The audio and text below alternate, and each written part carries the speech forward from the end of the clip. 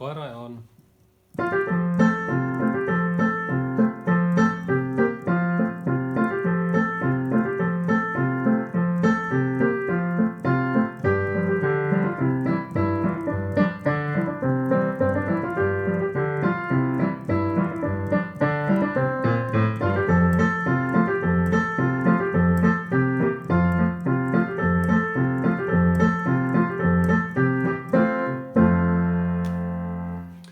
Nii, ja kaerajaanis on meil 4 akordi.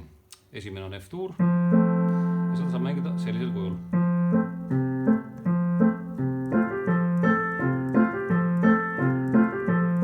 Nüüd tuleb C7. Kuigi mõnes noodis võib olla ka lihtsalt C-tuur, aga C7 on igal juhul sobilik akord. Ehk siis sellisel kujul.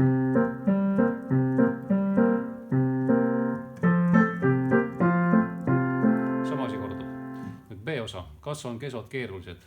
G7. Täpselt sellisel kujul. See oli sama nagu mängisime C7 varem. G7.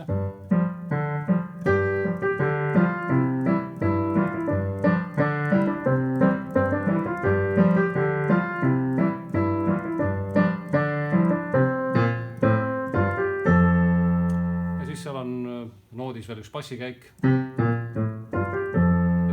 Alt, et siis jõuame siia alla või siis või ka ülespoole. Aga kui me jõuame siia alla, siis võiks juba mängida seda saadet nüüd sellisel kujul. Et see on see sama F-tuur,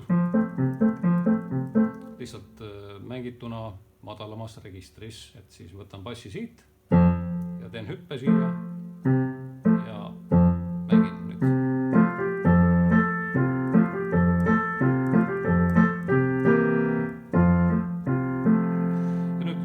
Läksin selle C7-sse nüüd natuke teistsuguse versiooni peale. Mängisin selline.